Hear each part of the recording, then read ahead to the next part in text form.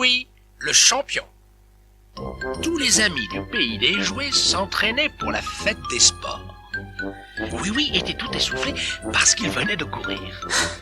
Je n'arrive pas à aller aussi vite que les autres, dit-il à Potiron. Peux-tu m'aider s'il te plaît?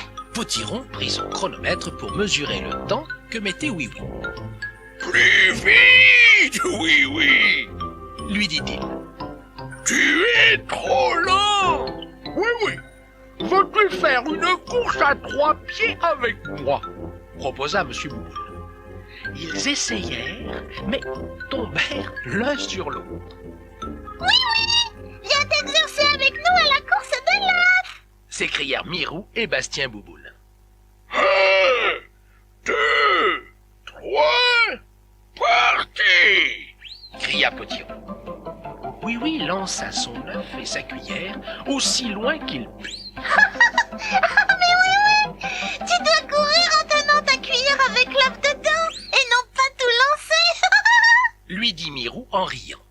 Enfin, le grand jour arriva. Tous les amis étaient en ligne pour la première course, une course sur 3 pieds. Oui, oui, courut avec Zim. Zim, ne tourne pas en rond, cours tout droit, cria Oui, oui. Ils finirent les derniers. Ensuite, tous allèrent vers la ferme pour voir quel était celui qui lancerait une botte de foin le plus haut. Oh, Monsieur Bouboule a envoyé la sienne aussi haut que le mur. C'est lui qui gagne. Dit Oui, oui. Ça, c'est à force de s'exercer à lancer des oreillers dans le jardin. Enfin, ils se mirent en ligne pour la course à l'œuf. Tous s'élancèrent. Oh, non, j'ai oublié de remonter mon mécanisme, s'écria la pauvre souris mécanique en s'arrêtant à quelques mètres du départ. Oui, oui, était second, et Mademoiselle Ouistiti était en tête. Elle courait très vite, et son œuf ne bougeait même pas. Mademoiselle Ouistiti dépassa la ligne d'arrivée, la première. J'ai gagné, criait-elle en sautillant de joie sous les acclamations de tous. Mais une chose étrange arriva. Lorsqu'elle retourna sa cuillère, l'œuf ne tomba pas. « Venez ici, mademoiselle Ouistiti !» cria monsieur le gendarme. « Montrez-moi cette cuillère. Vous avez collé l'œuf à la cuillère, mademoiselle, lui dit-il sévèrement. Cela n'est pas permis. Cours, oui, oui, cours, lui cria Potiron. Mademoiselle Ouistiti est disqualifiée pour avoir triché. Tu peux encore gagner. En faisant bien attention, Oui Oui se dirigea vers la ligne d'arrivée et termina le premier. Je déclare que Oui Oui est le gagnant de cette course, dit monsieur le gendarme. À la fin de la fête des sports, Oui Oui fut le seul gagnant à avoir participé à toutes les courses. Il fut déclaré champion de la ville des jouets. Monsieur le gendarme lui remit la coupe d'argent. Merci, monsieur le gendarme, dit Oui Oui. Et merci, Potiron, pour l'entraînement. Pendant que tu écoutais ton histoire, je suis allée dans l'arche de Monsieur Noé, où il y a plein d'animaux. Allons leur rendre visite. Écoute-les bien et essaye de les reconnaître.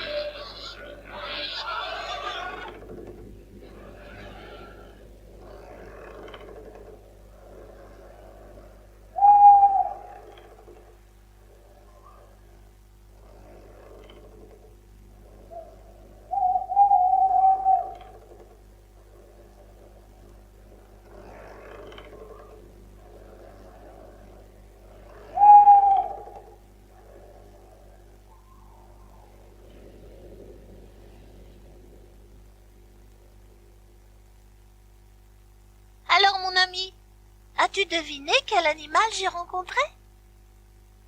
Pour le savoir, réécoutons-les.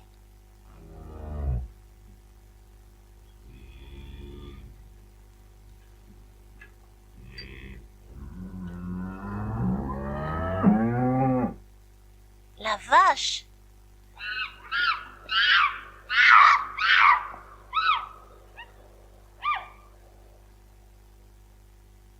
Le singe.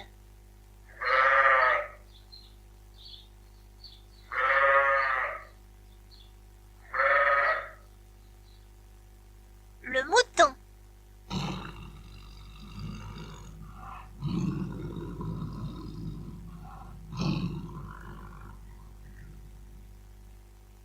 Le tigre.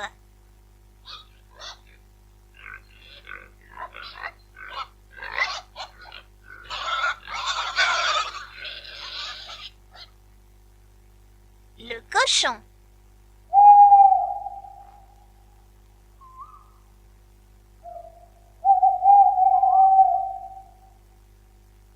La chouette. Debout, oui, oui. Dring, dring, dring, la nuit est finie. Sors de ton lit, petit oui, oui. Le soleil est déjà levé. Une belle journée va commencer. Dring, dring, dring, cher petit oui, oui. Ouvre tes deux yeux et souris. Saute vite dans tes habits et va retrouver tes amis. Drink, ton réveil entend sonner. Il a fini par se casser. Un oiseau chantera demain. Il sera ton réveil matin. Oui, oui, et les deux ours. Monsieur Noé était bien ennuyé. Il venait de compter les animaux de l'arche. Par malheur, il en manquait deux. Les deux ours bruns ont quitté l'arche. Dit-il. Que vais-je faire? Oh, les vilains! Il alla prévenir monsieur le gendarme et bientôt, tous apprirent que les deux ours s'étaient échappés. C'est tout simplement parce que je leur ai demandé de s'essuyer les pieds avant d'entrer dans l'arche après leur promenade. Dit madame Noé. Vraiment, on ne peut rien leur dire. Qui veut partir à leur recherche? Demanda monsieur le gendarme. Il paraît qu'ils peuvent être féroces. J'ai trop à faire aujourd'hui pour les poursuivre moi-même. Tiens, voilà Potiron. Peut-être pourra-t-il nous aider. Potiron répondit qu'il pouvait se lancer à la poursuite des ours. Et il ajouta. Je vais en parler à Oui-Oui. Il roule en taxi ce matin. Il peut les chercher aussi. Il alla à la rencontre de Oui-Oui et le mit au courant. Oui-Oui eut un peu peur, Je n'ai pas envie de poursuivre des ours. dit-il. C'est plutôt eux qui pourraient me courser. Et qu'est-ce que je ferais si je les trouve? Je pourrais bien prendre mes jambes à mon cou. Ne fais pas ton petit peureux. Lui dit Potiron.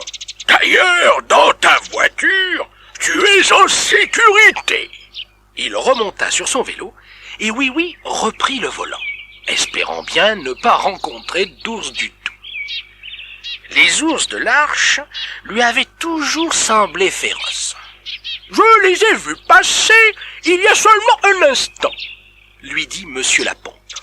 Ils se dirigeaient vers la maison de monsieur le laitier, je crois. Oui-Oui alla donc voir monsieur le laitier, mais les ours n'y étaient plus. Je les ai entendus dire qu'ils avaient faim, lui indiqua le laitier. Ils ont dû aller vers le magasin de bonbons chercher des sucettes. Oui-Oui se dirigea de ce côté, mais il arriva encore trop tard. Mais où peuvent bien être ces deux vilains? Se dit-il. Alors, il rencontra Mélissa. Tu viens juste de les manquer, Oui-Oui. Lui dit Mélissa. Ils viennent de gravir ce sentier. Et devine ce que vit Oui-Oui au détour du chemin. les deux ours qui redescendaient le sentier. Il eut peur. Mais qu'est-ce qu'il pouvait faire? Un volte-face à toute vitesse et filer? Non. Cela n'aurait vraiment pas été courageux. Potiron aurait eu horriblement honte de lui. Oui, s'arrêta net et regarda venir vers lui les deux ours. Ses deux petits genoux tremblaient de peur. Et alors, une magnifique idée germa dans la tête de Oui et le gros lot de son bonnet carillonna très fort comme chaque fois qu'il avait une bonne idée. Il cria aux deux ours bruns. Hé! Voulez-vous monter dans ma voiture? Ouais, nous voulons bien. Dit l'un des ours. Nous sommes très fatigués. C'est ainsi qu'ils montèrent tous deux dans la voiture et ils étaient terriblement encombrants.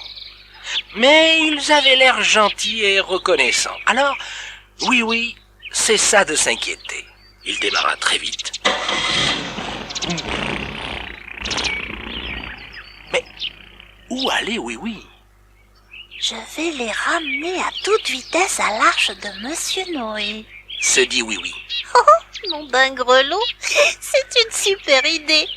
Tout le long du sentier, sur le pont et à travers le village, faisait le petit taxi rouge et jaune et tous se retournaient pour le voir passer. Regardez! C'est Oui! Il a attrapé les deux ours échappés!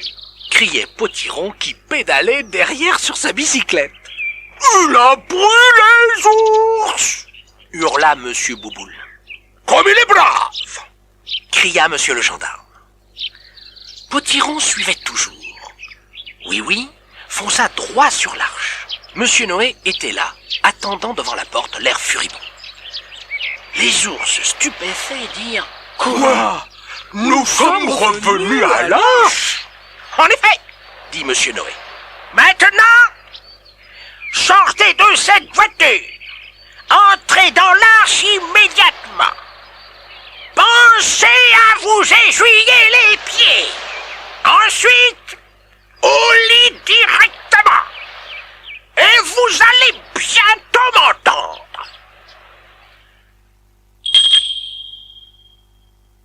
Les ours, tête basse, pénétrèrent dans l'arche en traînant les pieds. Potiron arriva tout tremblant. Il sauta de son vélo et serra Oui très fort dans ses bras. « Tu es un brave, dit-il. C'est un prodige, n'est-ce pas, Monsieur Noé? » Oh oui, répondit Monsieur Noé. Et si courageux. Oui, tu mérites la plus grosse glace que tu aies jamais vue. Et c'est ce qu'il reçut en récompense. Il se régala longtemps, car la glace était énorme.